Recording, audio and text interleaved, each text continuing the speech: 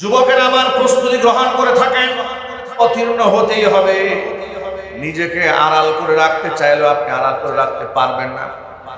আপনি মনে মনে ভাবেন যে কোনোদিন আমি জিহাদ করবো না, চেতনা আমার মধ্যে নাই। তাহলে শুনুন, নবীজি বলেছেন, আল্লাহর হাবিব বলেছেন, মাল্লাম ইয়াগজু ওয়ালাম ইউজাব্বিজ গাজিয়ান, যে ব্যক্তি নিজে কোনোদিন জিহাদের ময়দানে যায় না, কোন মুজাহিদকে সে সাহায্য করেনি, এমনকি মনে মনে আল্লাহর রাস্তায় জিহাদ করবে স্বপ্ন যে ব্যক্তি দেখে নাই, নবীজি বলেছেন ব্যক্তি যখন মারা যাবে মাতা আলা শাবাতিন মিনান নিফাক, ও মুসলমান হয়ে মরবে না, সেই ব্যক্তি মুনাফিক হয়ে মরবে। জিহাদের জজবা তো মুসলমানদের থাকতেই হবে। তার কারণটা শোনেন, আমার এই জান এবং আমার মাল এটা আল্লাহ আমার কাছ থেকে খরিদ করে নিয়েছেন, ক্রয় করে নিয়েছেন। কোরআন মাজিদের মধ্যে আল্লাহ পাক সূরা তাওবার মধ্যে স্পষ্ট ঘোষণা দিয়েছেন। আল্লাহ পাক বলেন, ইন্নাল্লাহা আশতারা মিনাল মুমিনিনা আনফুসাহুম ওয়া আমওয়ালাহুম বিআন্না লাহুমুল জান্নাহ ইউকাতিলুনা ফি সাবিলিল্লাহি ফায়াকতুলুনা ওয়া ইউকতালুন। আল্লাহ পাক বলেন, ইন্নাল্লাহা আশতারা, নিশ্চয় আমি আল্লাহ তাআলা খরিদ করে নিয়েছি, মিনাল মুমিনিনা, মুমিনদের কাছ থেকে, আনফুসাহুম, তাদের জান, ওয়া আমওয়ালাহুম, এবং তাদের মাল, বিআন্না লাহুমুল জান্নাহ, বিনিময়ে তাদেরকে আমি জান্নাত দান করেছি। জান্নাতের বিনিময়ে ইমানদার বান্দাদের কাছ থেকে আবার বাণিজ্য হয়ে গেছে তাদের জান এবং মাল। তাদের জান এবং মালটা তারা কিভাবে আমার কাছে খরচ করবে, আমার কাছে হস্তান্তর কিভাবে করবে? আয়াতের মধ্যে আল্লাহ ব্যাখ্যা করে বলছেন, ইউকাতিলুনা ফি সাবিলিল্লাহ, ওরা আমি আল্লাহর রাস্তায় লড়াই করবে, ফায়াকতুলুনা ওয়া ইউকতালুন, ওরা মারবে এবং প্রয়োজনে মরবে। আমরা সব সময় বলি জীবন দিতে প্রস্তুত, জীবন দিতে প্রস্তুত, জীবন দিতে প্রস্তুত। জীবন দেওয়ার আগে জীবন নেওয়ার জন্য প্রস্তুত থাকতে হবে। কোরআন হাদিস আল্লাহ কোন জায়গার মধ্যে শুধু জীবন দেওয়ার কথা বলেনি, আল্লাহ পাক আগে জীবন নেওয়ার কথা বলেছেন, এরপরে আল্লাহ জীবন দেওয়ার কথা বলেছেন। সুবহানাল্লাহ। জিহাদের তামান্না কেমন থাকা উচিত? আল্লাহর পথে শাহাদাতের জন্য কেমন তামান্না থাকা উচিত? আল্লাহর হাবিব সাল্লাল্লাহু আলাইহি সাল্লামের বিখ্যাত সাহাবী, যিনি ইসলাম ধর্ম গ্রহণ করার পরে জীবনে কোনো যুদ্ধের ময়দানে পরাজিত হন নাই, তার নাম খালিদ বিন ওয়ালিদ রাদিয়াল্লাহু তাআলা আনহু। খালিদ বিন ওয়ালিদ রাদিয়াল্লাহু তাআলা আনহু জিহাদের ময়দানে যেখানে যেতেন আল্লাহ পাক সেখানে তাকে বিজয় করতেন। এমনকি হাজার মানুষের সামনে তিনি একা দাঁড়িয়ে গেলেও শত্রুরা তাকে পরাজিত করতে পারত না, তিনি বিজয় পতাকা নিয়ে ফিরে আসতেন। খালিদ বিন ওয়ালিদ রাদিয়াল্লাহু তাআলা আনহু জীবনের শেষ নিঃশ্বাস বিছানায় শুয়ে শুয়ে চোখের পানি ছেড়ে কান্না করতেছিলেন। বিবি পাশে বসা আছে। বিবি চোখের পানি দেখলেন যে স্বামী কান্না করে। এবার বিবিকে ডাক দিয়ে বলছেন, খালিদ বিন ওয়ালিদ তার স্ত্রীকে ডাক দিয়ে বলছেন, প্রিয়তমা স্ত্রী, আমার পায়ের তলা থেকে মাথা পর্যন্ত দেহের সমস্ত অঙ্গ প্রত্যঙ্গ একটু চেক দাও তো, দেখো তো এমন কোন জায়গা আছে নাকি যেখানে জিহাদের ময়দানের আঘাত নাই। স্ত্রী তাকায় দেখলো পায়ের তলা থেকে মাথা পর্যন্ত এমন কোন অঙ্গ প্রত্যঙ্গ নাই যেখানে তীরের আঘাত নাই, তলোয়ারের আঘাত নাই, খঞ্জরের আঘাত নাই, গুতার আঘাত নাই। এমন কোন জায়গা নাই যেখানে রক্তাক্ত হয় নাই, যেখানে তার ক্ষত বিক্ষত হয়নি। এবার তিনি বললেন, এমন একটা অঙ্গ নাই যেখানে আপনার আঘাতের চিহ্ন নাই। খালিদ বিন ওয়ালিদ রাদিয়াল্লাহু তাআলা আনহু বলেন, প্রিয়তমা স্ত্রী, আমার মনে একটা আফসোস, আমার মনে বড় আঘাত, আমার মনে বড় কষ্ট। আমি সব সময় জিহাদের ময়দানে সম্মুখ পানে থাকতাম, অসংখ্য মুসলমান যেখানে শাহাদাত বরণ করছে তলোয়ার নিয়ে আমি সেখানে চলে যেতাম আর আল্লাহর কাছে দোয়া করতাম, আল্লাহ যেন আমাকে শাহাদাত হিসেবে কবুল করে নেন, আল্লাহ যেন আমাকে শহীদ হিসেবে মঞ্জুর করে নেন। কিন্তু কোনোদিন আমি আমার সামনে কোনো কাফের টিকতে পারতো না, সব জায়গার মধ্যে আমি বিজয় হয়ে ফিরে আসতাম। তুমি কি বলতে পারো এত আঘাত আমি পেলাম, এত ক্ষত হলাম, কিন্তু আল্লাহ পাক কেন আমাকে শহীদ হিসেবে কবুল করলেন না? জীবনের শেষ মুহূর্তে এসে বৃদ্ধ বয়সে বার্ধক্য জনিত রোগে আক্রান্ত হয়ে বুকে দুকে আমি মারা যাচ্ছি, অথচ আমি তো এভাবে বিছানায় কাতরিয়ে মরতে চাই নাই, আমি তো আল্লাহর পথে শহীদ হতে চেয়েছিলাম। তিনি স্ত্রীর কাছে দুঃখ করে কথাটা বললেন। স্ত্রী এক ঐতিহাসিক জবাব দিলেন, কারণ স্বামী যেমন স্ত্রী তো তেমনই হবেন। এমন একটা ঐতিহাসিক জবাব তখন স্ত্রী দিলেন, সোনার অক্ষরে ইতিহাসের পাতায় লেখা। খালিদ বিন ওয়ালিদ রাদিয়াল্লাহু তাআলা আনহু তার স্ত্রীটাকে ডাকতে বলছেন, আপনার নাম কি? বলে, আমার নাম খালিদ বিন ওয়ালিদ। আপনার উপাধি কি? বলে, আমার উপাধি হচ্ছে সাইফুল্লাহ। উপাধি কে দিয়েছে? বলে, আল্লাহ পাক দিয়েছেন। যদি তাই হয়ে থাকে, সাইফুল্লাহ মানে কি? সাইফুল্লাহ মানে হচ্ছে আল্লাহর তলোয়ার। তো আল্লাহর তলোয়ার কাফেরদের সাথে লড়াই করে কেমনে পরাজিত হবে? এবার আপনি বলেন। জিহাদের ময়দানে আপনি যদি শহীদ হয়ে যেতেন, এর মানে কাফেররা আপনার চাইতে শক্তিশালী, আপনার তলোয়ারকে তারা ভেঙে দিত। অথচ সাইফুল্লাহ, আপনি তো আল্লাহর তলোয়ার, আল্লাহর তলোয়ারকে ভেঙে দিতে পারে এমন কোন মানুষের জন্ম পৃথিবীতে হয় নাই। এখন আল্লাহু আকবার। খালিদ বিন ওয়ালিদ মনে মনে তিনি আফসোস করতেছিলেন, আমি কেন শহীদ হই নাই। বউ সান্ত্বনা দিয়েছে, আপনি কেমনে শহীদ হবেন? আপনি কি করে শহীদ হবেন? আপনি তো সাইফুল্লাহ, আপনি আল্লাহর তলোয়ার। আপনাকে পরাজিত করা মানে হচ্ছে আল্লাহর তলোয়ারটাকে ভেঙে দেওয়া। আর আল্লাহ তলোয়ার ভেঙে দেয় এমন দুঃসাহস পৃথিবীতে কারো না। যুবক ভাইরা আমার, ঘটনা থেকে শিক্ষা হলো, প্রথম শিক্ষা, একজন মুসলমানের আল্লাহর পথে শহীদ হয়ে যাওয়ার তামান্নাটা কত মারাত্মক। আল্লাহর নবী নিজে আল্লাহকে ডেকে বলেছেন, আমার মনে চায় আমি আল্লাহর পথে শহীদ হয়ে যাই, এরপরে আবার আমি জিন্দা হই, আবার শহীদ হই, আবার জিন্দা হই, আবার শহীদ হই, আবার জিন্দা হই। ওমর ইবনুল খাত্তাব রাদিয়াল্লাহু তাআলা আল্লাহর কাছে এই কথা বলে সব সময় দোয়া করতেন, আল্লাহুম্মা রযুকনি শাহাদাতান ফি সাবিলিক ওয়াজআল মাউতি ফি বালাদি রাসূলিক। আল্লাহ তাআলা, আল্লাহুম্মা রযুকনি শাহাদাতান ফি সাবিলিক, আল্লাহ তোমার পথে আমাকে তুমি শহীদ হিসেবে মঞ্জুর করো, আমার মৃত্যু তুমি তোমার নবীর দেশে দান করো। আল্লাহর কাছে দোয়া মঞ্জুর হয়েছে, তিনি শহীদ হয়েছেন এবং নবীজি সাল্লাল্লাহু আলাইহি ওয়াসাল্লামের পাশে তিনি আজও শুয়ে আছেন। জোরে জোরে বলেন সুবহানাল্লাহ। আমার প্রিয় মুসলিম ভাইরা, এই কোরআনে 500 উপরে জিহাদের আয়াত আছে। অথচ বিগত 16 বছরে জিহাদ এই শব্দটা বললে আমাদেরকে তকমা দেওয়া হতো মৌলবাদ, আমাদেরকে তকমা দেওয়া হতো জঙ্গিবাদ। আমাদের মাদ্রাসাগুলোর মধ্যে গরু জবাই করার ছুরি থাকলেও আমাদেরকে মৌলবাদী সন্ত্রাসী হিসেবে পত্রিকার মধ্যে উঠাইয়া দেওয়া হতো। অথচ ইসকনের এক একটা মন্দিরের মধ্যে আপনি যদি ঢুকেন, এক একটা মন্দিরের মধ্যে এই পরিমাণ দেশি বিদেশি অস্ত্র আছে। অস্ত্র দেখে মনে হয় না এটা কোনো মন্দির ইবাদতখানা, দেখেই মনে হবে এটা সন্ত্রাসীদের আড্ডাখানা। ওরা গোটা দুনিয়াবাসীকে ধোঁকা দিয়ে বোকা বানাচ্ছে। ওরা বলে আমরা বিবাহ করি না, আমরা নিজেকে আত্মসংযম করি। অথচ এই ইসকনের প্রধান যিনি চিন্ময় কৃষ্ণ দাস, তার বিরুদ্ধে একাধিক ছোট্ট ছোট্ট নাবালেক বাচ্চাদের অভিযোগ আছে। তারা তাদেরকে বলাৎকার করেছে। বলাৎকার করার কারণে এই চিন্ময় কৃষ্ণ দাসকে মন্দির থেকে তারা ঘাট ধাক্কা দিয়ে বের করে দিয়েছে। বিবাহ করে না, কিন্তু বলাৎকার করে। মনে রাখবে, এই পৃথিবীতে একমাত্র প্রাকৃতিক ধর্ম, ভারসাম্যপূর্ণ ধর্মের নাম হচ্ছে ইসলাম, যেখানে ইসলাম বাস্তবতাকে স্বীকার করে নিয়েছে। কারণ ইসলাম এসেছে কার কাছ থেকে? যদি বলেন কার কাছ থেকে এসেছে? যেহেতু ইসলাম আল্লাহর কাছ থেকে এসেছে, তো আল্লাহর সৃষ্টি মানুষ কোন আমলে, কোন আখলাকে, কোন চরিত্রে, কোন ব্যবহারে ভালো থাকবে সেটা আল্লাহর জানা আছে না? আল্লাহ পাক বিবাহকে রাসূলের সুন্নাহ বানিয়ে দিয়েছেন। চিল্লায় বলেন সুবহানাল্লাহ। তারা বলেছে বিবাহ না করলে নাকি মহামানব হওয়া যায়। আরে বাবা, এই পৃথিবীতে আল্লাহর নবীর চাইতে বড় মহামানব আছে নাকি? আর চিৎকার দিয়ে বলেন আছে। তিনি বিবাহ করেছেন, সংসার করেছেন, বাচ্চা কাচ্চা জন্ম দিয়েছেন, আবার জিহাদ করেছেন, বাজার করেছেন, সব করেছেন। মানবীয় জীবনে যত কিছু করার প্রয়োজন হয় সবকিছু বাস্তবিক অর্থে করে প্রমাণ করেছেন মানুষের কেমন জীবন যাপন করা উচিত। ঠিক কিনা বলেন? আল্লাহর হাবিব বলেন, প্রাকৃতিক ধর্ম ইসলাম, ফিতরাতের ধর্ম ইসলাম, মানুষের স্বভাবজাত ধর্মের নাম ইসলাম। কেমন? আমি একটু ছোট্ট করে উদাহরণ দিই। আপনারা বলেন তো, যদি আপনার টয়লেটের প্রয়োজন হয়, যদি আপনার ইস্তিনজার প্রয়োজন হয়, এটা কি ওয়াজ নসিহত করে বন্ধ করে রাখা সম্ভব? জোরে বলেন।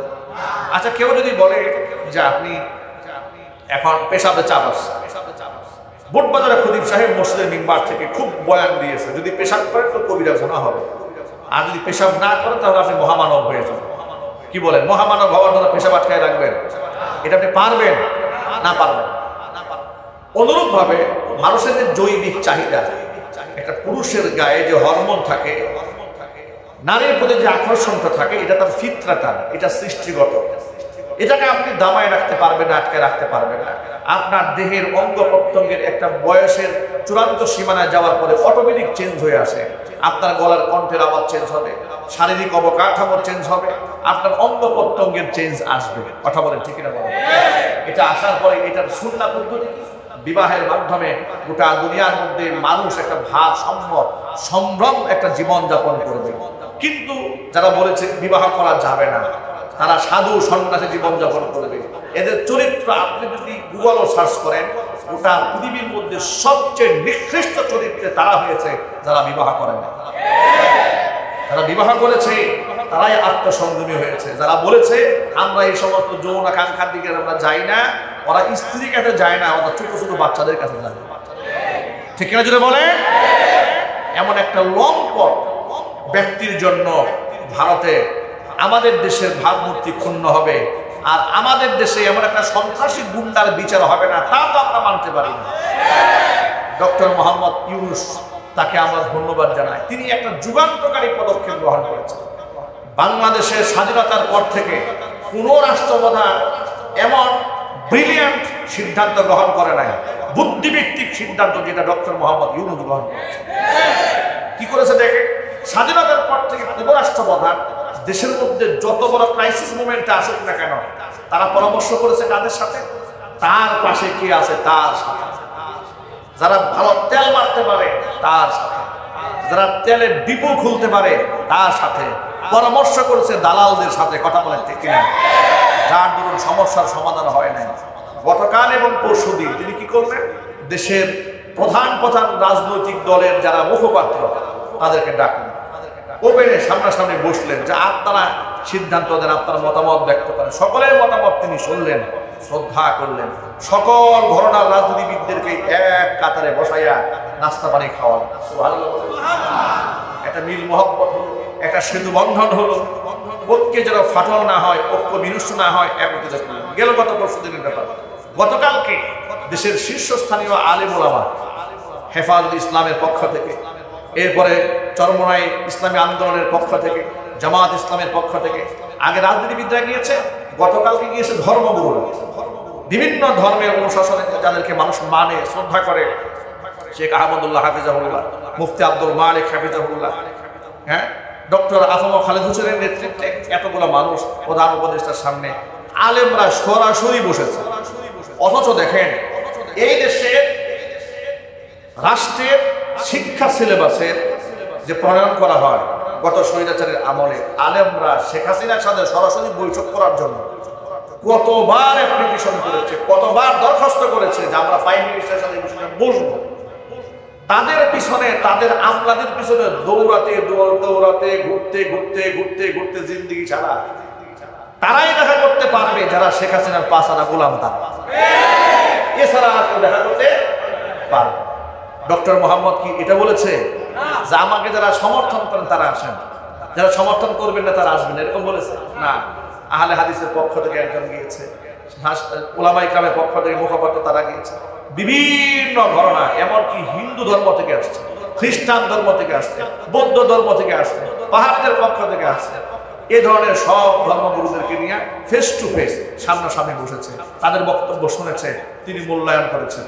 এমন একটা যুগান্তকারী সিদ্ধান্ত যার মাথা থেকে আসে, তিনি তো বড় ঠান্ডা মাথার খেলোয়াড়। কথা বলেন, ভারত তো এমনি পাগল হয় নাই, পাগল হওয়ার কয়েকটা কারণ আছে। আপনাদেরকে বলি কেন পাগল হয়েছে।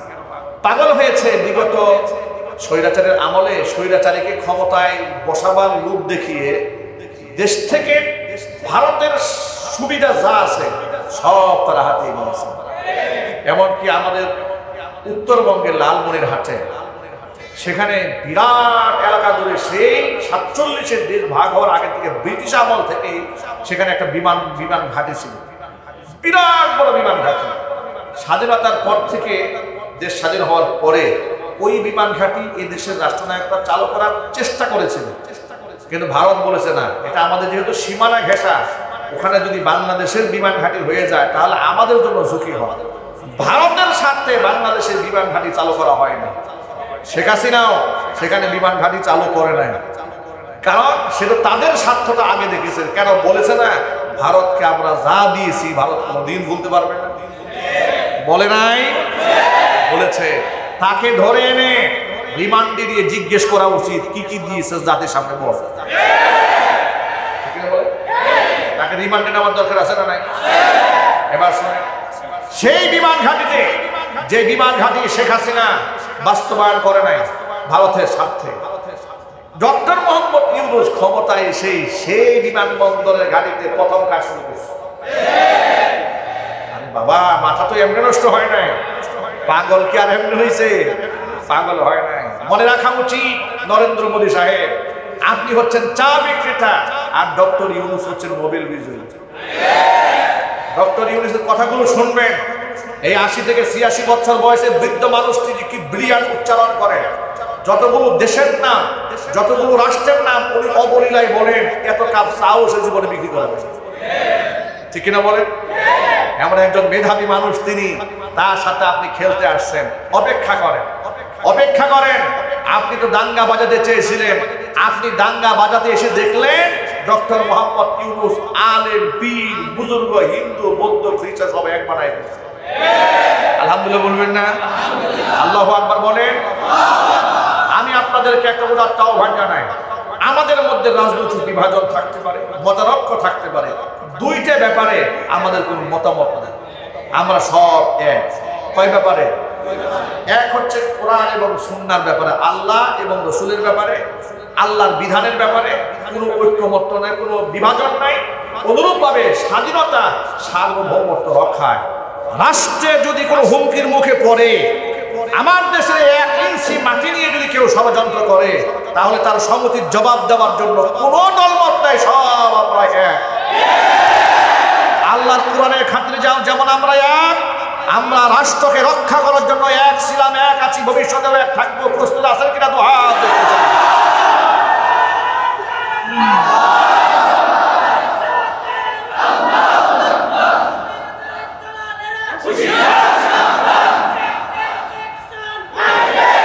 সুতরাং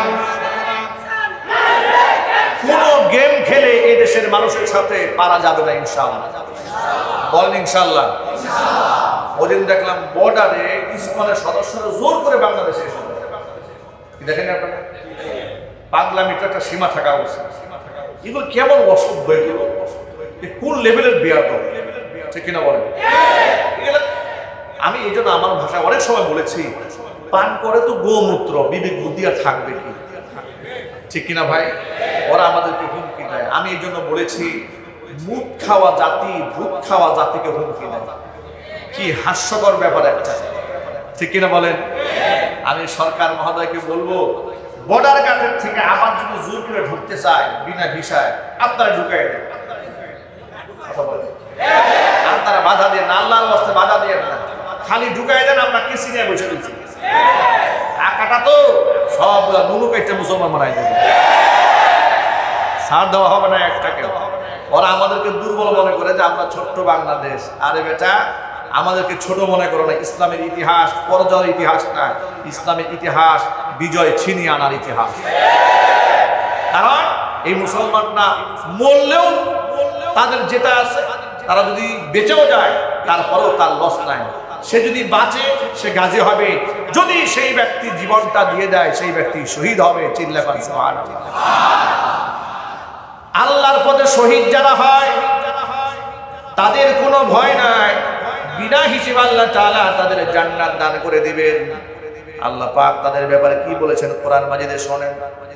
বিখ্যাত সাহাবী জাবের ইবনে আব্দুল্লাহ রাদিয়াল্লাহু তাআলা আনহু, হযরতে জাবের রাদিয়াল্লাহু তাআলা আনহু তিনি উহুদের ময়দানে যান নাই, তার পেছনে কারণ তার পিতা আব্দুল্লাহ তার 9টা কন্যার দায়িত্ব জাবেরের উপর চাপাই দিয়ে তার বাবা চলে গিয়েছিল জিহাদে। পিতা জিহাদে গিয়ে শহীদ হলেন। হযরতে জাবেরের মনটা খুব ভার হয়ে আছে, মন খুব খারাপ। বাবা শাহাদাত বরণ করেছেন। নবীজি সাল্লাল্লাহু আলাইহি ওয়াসাল্লাম বুঝতে পারলেন। নবীজি সাল্লাল্লাহু আলাইহি ওয়াসাল্লাম জাবির রাদিয়াল্লাহু তাআলা আনহুকে ডেকে বলছেন যে জাবির, তোমার পিতার শাহাদাতের পর আল্লাহর সাথে তোমার বাবার কি কথোপকথন হয়েছে সেটা কি তুমি জানো? জাবির বললেন, আল্লাহু ওয়া রাসূলুহু আ'লাম। আমি কেমনে বলবো, বিষয়টা আল্লাহ এবং তার রাসূলই ভালো জানেন। নবীজি সাল্লাল্লাহু আলাইহি ওয়াসাল্লাম বললেন, তোমার পিতা আব্দুল্লাহর শাহাদাতের পর আল্লাহ পাক তোমার পিতা আব্দুল্লাহকে ডেকে বলেছে, আব্দুল্লাহ রে, তুমি আমার কাছে আজকে যা চাবে তোমাকে তাই প্রদান করা হবে। তোমার পিতা আব্দুল্লাহ আল্লাহকে ডেকে বলল, রব্বুল আলামিন, তুমি যেহেতু আমাকে চাওয়ার সুযোগ করে দিয়েছো, তেমন কেউ চাই না, শুধু একটা বারের জন্য দুনিয়াটা আমাকে আরেকবার পাঠাইয়া দাও। কারণ শাহাদাতের দিক এত সম্মান, এত মর্যাদা, এটা তো আগে জানতাম না। শহীদ হলে যে তুমি এত বড় প্রশান্তি দান করো, শহীদের মৃত্যুর যে কোনো যন্ত্রণা হয় না, আর এত বড় মর্যাদা অধিকারী তুমি শহীদদেরকে বানাও, এটা তো জানা ছিল না। মেহেরবানি করে আরেকটা বার দুনিয়াতে পাঠিয়ে দাও, যাতে করে তোমার পথে লড়াই করে আবার শহীদ হয়ে তোমার কাছে আসতে পারি। আল্লাহ পাক বলেন, আব্দুল্লাহ রে, এই দুনিয়ার নিজাম আমি করে দিয়েছি। স্বাভাবিক মৃত্যু কিংবা শাহাদাতের মাধ্যমে কোনো ব্যক্তি যদি আমার কাছে আসে, তাহলে তাকে আর দুনিয়াতে আর ফিরিয়ে দেওয়া হবে না। তুমি অন্য কোনো চাওয়ার থাকলে চাও।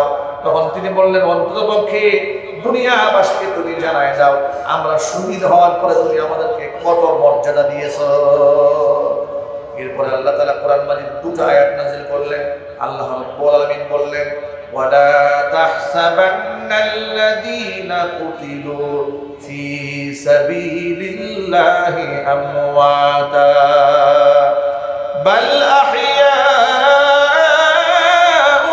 ইনদা রাব্বিহিম ইউরযাকুন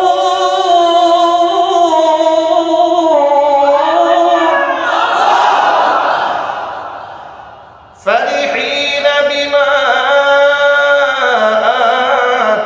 আতাহুমুল্লাহু মিন ফাদলি ويستبشرون بالذين لم يلحقوا بهم من خلفهم ألا خوف عليهم ولا هم يحزنون।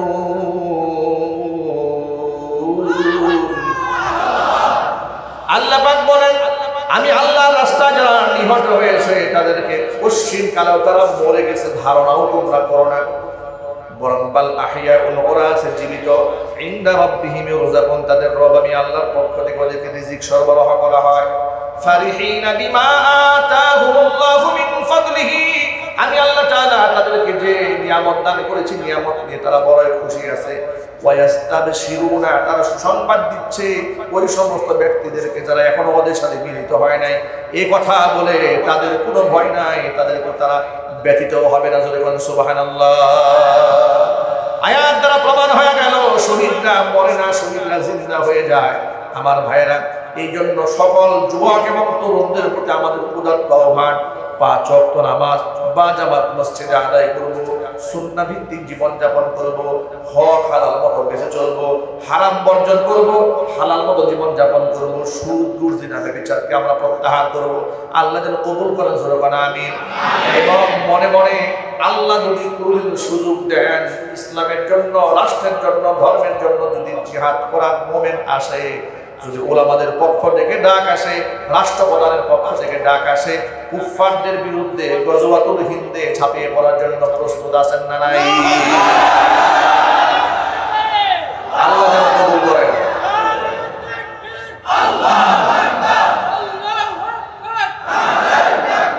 আল্লাহ রাব্বুল আলামিন সকলকে কবুল করেন, মঞ্জুর করেন, জোরে বলেন আমিন। আল্লাহ রাব্বুল আলামিন যে সমস্ত ভাইরা অনেক দূর দরাজ থেকে জুমার নামাজ পড়তে এসেছে, আল্লাহ তাআলা সকলের পথ চলাকে নিরাপদ করে রাখেন বা সালামাত পৌঁছতে পারেন, সেই তৌফিক আল্লাহ রাব্বুল আলামিন।